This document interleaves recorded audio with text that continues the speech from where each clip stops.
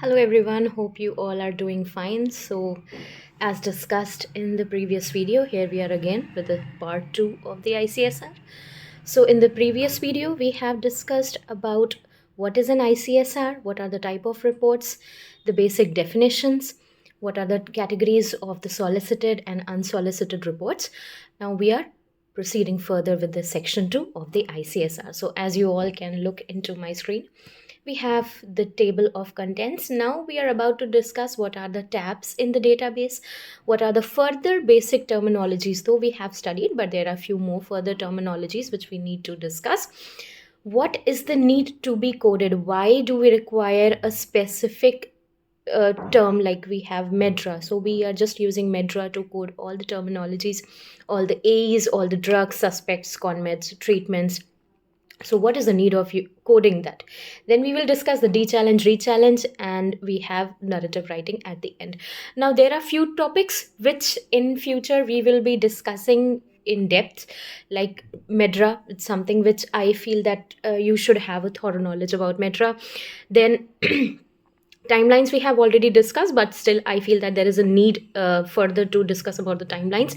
Then I will explain you in brief about what is day zero, how do we calculate day zero in terms of all the cases, like you have your literature cases, your pregnancy cases, what are the timelines for the follow-up cases. So there are so many topics which we will be discussing each day in brief. All right, okay. So next, these are, as you all can see the screen, that these are all the tabs in the database. So currently I am talking about RSG, I'm not talking about Argus, though the tabs are quite similar, but there is a slight difference between both of them. So we will discuss each database one by one. So currently we are discussing about the RSG, so I'm just giving you an overview about what are the tabs in the database. So first we have the general tab. In the general tab, we code the day zero, initial receipt date, latest receipt date. Then if we have any receipt number, these are the basic things what we code. Then we have reporter tab. We code all the information about the reporter, what is the name of the reporter, the place, pin code, address, everything. Now it includes both the consumer as well as the HCP. So if we have HCP, we need to code.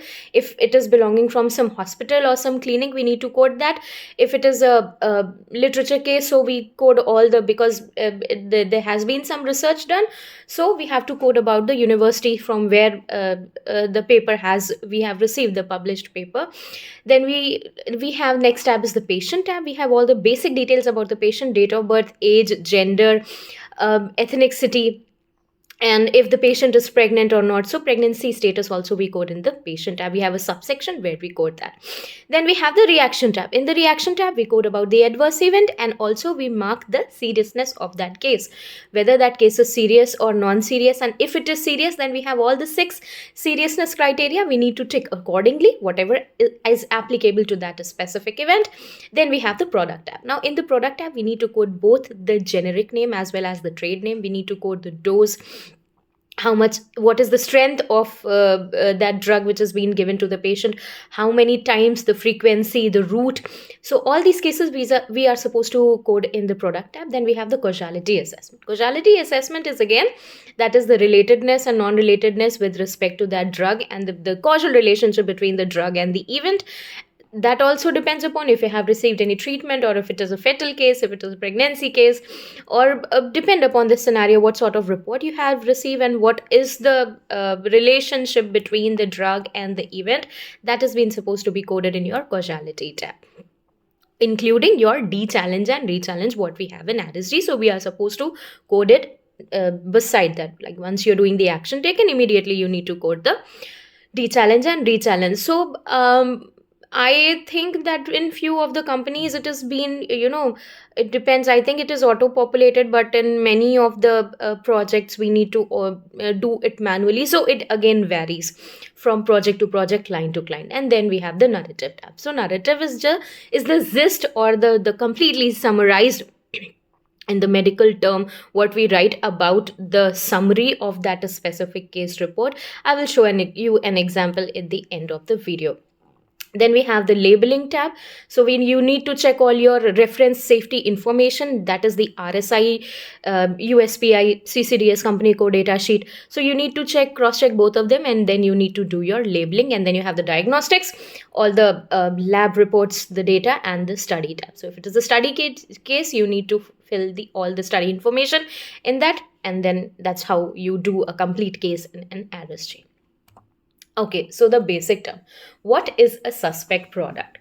Any company product which is also authorized with MAH, that is your marketing authorizing holder, also has an agreement with the company. The drug which is responsible for causing the adverse event. So, suspect drug is your MAH authorized, which you have an agreement with your company, that is supposed to be coded in your database. Now, what is a co-suspect drug? Co-suspect drug can either be a company drug or it could be a non-company drug. That depends upon what the patient has taken. They are given along with the suspect products, can also be responsible for causing an adverse event. So it depends. Again, patient might have taken, suppose there are two drugs X and Y, which is a company drug, and both of them are the company drug. So patient first took X drug and then the patient took Y drug, but both of them are having a causal relationship with the event, so we need to code it accordingly. Now it depends whether it is a company drug, like can be a company drug, cannot be a company drug. For that you need to check your company core, the sheet, there is an Excel which has been provided in each company where you have your own company drugs. You need to cross check with them whether it is a company drug or not, or you need to cross check with other therapeutic areas if they are processing that drug, and you might not be aware. So you need to keep a check on all these things. You should not incorrectly code any drug, which again can lead to a failure of the case, and again missing of the regulatory, and so many things are there. Like if coding one drug incorrectly can lead to so many consequences. Firstly, your case will be failed. Secondly, if you have coded and processed and it is not cross-checked at the QR level, it will be a compliance issue because you miss the regulatory timelines. If it is a serious case, then you need to raise a correction version. Again, there would be a deviation memo. So be very vigilant while you're coding any of the drug. That is very, very important. Then conmeds. See, coding of a conmed is again, it depends. It can be a minor error, it could be a major error, depend upon convention to convention, varies from companies to company. But that also is supposed to be coded correctly. You should not miss any of the drug which has been given in your ADR form. You should not miss coding. See, over reporting is fine, but under reporting is not fine. Okay.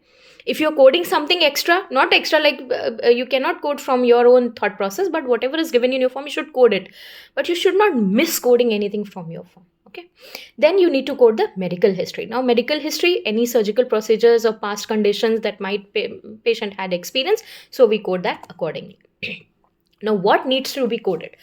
All the suspect drugs are supposed to be coded from the CPD, that is your company product dictionary. Again, I'm telling you, this is there is a database fed information where if you go and check with that specific country, suppose you're coding any drug for USA, okay, that the MAH is there in USA, so you will go in your RSG, and in the product tab you will search with that specific country. You will check with your MAH is authorized in that country or not, and then you code that specific drug. The same wise you code the co-suspect drug. Co-suspect could be a company or a non-company drug.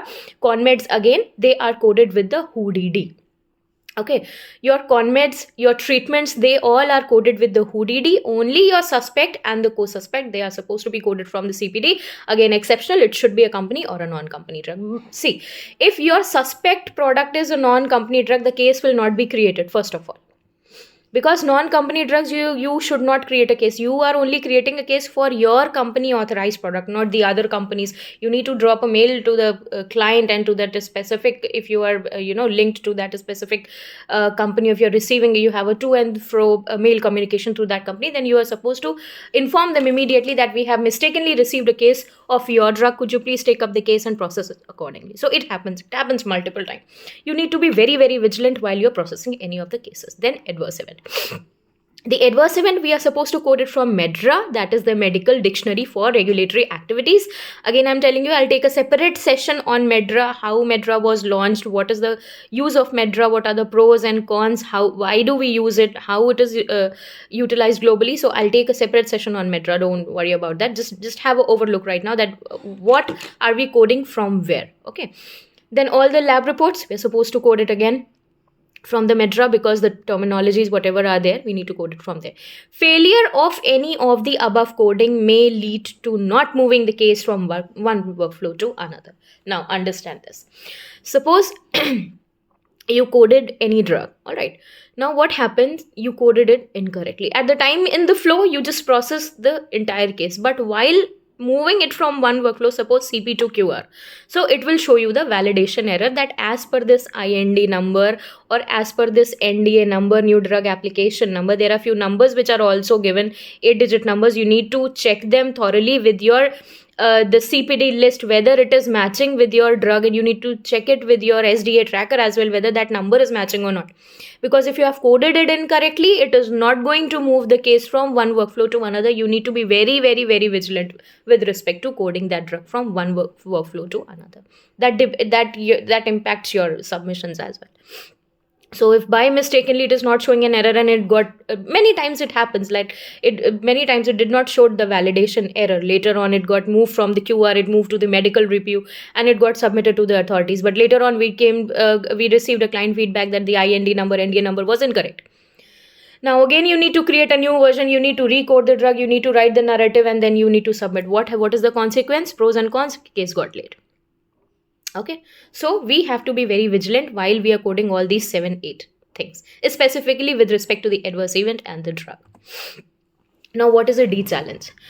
What happened to the event when the suspect product is discontinued? D challenge only applies when your drug is discontinued. Okay, so suppose the patient took some drug, okay, and the event got resolved. In this case, the D challenge is positive. Drug is discontinued, event got resolved, so it is positive. Now the event can be resolved, not applicable, and unknown depending upon the case scenarios. The D challenge will be positive if the event is resolved and the drug is discontinued, and the negative if the event is not resolved. In case of any treatment, DE is always not applicable, including your fatal cases. So these two are the specific scenarios where if any treatment is given, then your D challenge is not applicable, including your fatal cases, it is also not applicable. Unknown, when we don't know what happened to the event. Patient took the drug, full stop. And experienced some adverse event, we don't know what is the D challenge, whether he even got resolved or not resolved. This information can only be taken at the time of the follow-up, if we have received follow-up, or else we will retain it as unknown and we will move further. Then what is a re-challenge? What happened to the event when the drug is reintroduced? See, patient took some X drug and patient experienced some adverse event, and patient discontinued the drug. The event did not got resolved. Now patient discontinued the drug, event was not resolved, so D challenge was negative. Patient reintroduced the drug. Then after that, what happened to the event? Either the event got resolved or not resolved or whatever. D challenge and re challenge are vice versa to each other. Both are same, like positive, negative, unknown, not applicable. These 4 things are similar for both of them, but these two are vice versa to each other. If the suspect product is reintroduced and the event is not resolved or reoccurred, then the re-challenge is positive. Whereas in the case of D-challenge, it is negative. Now here, if the drug is reintroduced and the event resolved, then it is negative. In death cases as well as treatment, it is similar for both of them. It has to be not applicable by default. Please do not consider this thing that the patient had died, the drug is discontinued, so there is no event. Let me make both D-challenge and re-challenge positive. No. This is specifically for freshers. Keep this thing in your mind. Do not go ahead and blindly think that it is a death case. Patient had died, so they are not giving the drug. So the event is also vanished. So let me keep it positive. Don't do that. All right. Never ever do that. Never ever do that. If the outcome If the outcome of the events are unknown, then RE will be unknown. Means, again, it has been repeated in the previous line as well, that if we don't know what is the outcome of the event, both de-challenge and re-challenge will be unknown. Now, the narrative writing. What is a narrative? A narrative is a brief summary of the specific events which have been experienced by the patient during the course of any clinical trial. It involves the multiple activities such as generation of the patient's profile, review of data, and identification of the events which has been experienced by the patient. They are included as the appendix to the clinical study report and are submitted to the regulatory authority. And the narrative has also is been always supposed to be written in the past tense. A well defined narrative should have the following parts. Firstly, it should have a lead sentence. In the lead sentence, it should include the type of report, patient's age or gender, from which country we have received, and if it is a solicited case or a spontaneous case, or if we have received it from any program, that is a patient support program or any program we have received. Then in the later part of the narrative, what do we write about patient's weight, height, medical history, and the concurrent condition? Then we move on to the suspect product details, which include the product dose, frequency, route, formulation, batch number, expiry date, date of initiation, and the indication. Means when did we started taking the suspect product, what is the expiry date, batch number. This all is supposed to be written in a proper sequence in a chronological order. Along with the therapy dates. Suppose if you have 5 to 6 suspect drug, including a co-suspect drug. So firstly, you will mention about the suspect product which you have taken the very first. Suppose there are 5 to 6 drug and you took it in each year, 16, 17, 18, 19, 20. So you will start with the drug which you took in 2016, then you will come to 17, 18, 19, 20. You will write in that chronological order. Drugs can never be mentioned like you first mentioned 2020, then you mentioned 2016. Everything should be in a proper narrative format which is being approved by the client, approved by your company. As per the SOPs, you have to mention as per that. Then we will come to the co-suspect and then conmeds, and then we will end the statement with the treatment drug if provided. Later on, we will continue with the adverse event details that include the date of onset of the event, when patient experienced this event on this date. Patient should always be mentioned if any signs of symptoms have, PT should always be mentioned if any signs or symptoms have been associated with that adverse event. Then we will furthermore elaborated with the lab reports. It include the date of the test performed, name of the test performed, along with the values. You can also incorporate the minimum value to the maximum value, and along with that the exact value what you have received in that specific report. So you have to mention everything in details. Then we will conclude it with the action taken, outcome, and the causality. So this is a sequence of the narrative. Now you can see that this is one of the example of a sample narrative which I have prepared for you all. So it is mentioned as this spontaneous report was received from a physician, and it concerns a 67-year-old male patient from France. The patient's weight was 80 kilogram and height was 177 centimeters. The patient's medical history include cataract surgery, and concurrent conditions include acne. The patient had been receiving treatment with the X drug 25 mg topical cream. Batch number was 1GYTN and expiry date was 12th of March 2019. Initiated on 6th of March 2018 for the indication of acne. Co-suspects and conmed medications were not reported. On 7th of March 2018, just after the application of the cream, the patient experienced rash, dry skin, itching, and pain of skin. Lab reports were not provided. Action taken with the X drug was dosage maintained, and the outcome of the events was not recovered. The report of causality was not provided for the events, and the company causality was assessed as possible. Now, your question would be why we have not mentioned de-challenge and re-challenge in the narrative. So de-challenge and re-challenge are only supposed to be coded in the tab. We never mention de-challenge, re-challenge in the narrative. We always concluded with the causality statement. Either your causality could be possible, related or not related, because we have received the R3 implementation. So post that, most of the causality is being onto your related and not relatedness. So it again depend upon cases to cases, what sort of cases you are receiving. As per that, you will mention your causality depend upon the case scenario. So this was all the second part of the ICSR. Hope you might have enjoyed the video. You might have taken some learnings and you are preparing well. We will be meeting in the next video very shortly, and we are going to start the GBP module 6. So be prepared and all the best. Have a great day. Bye-bye.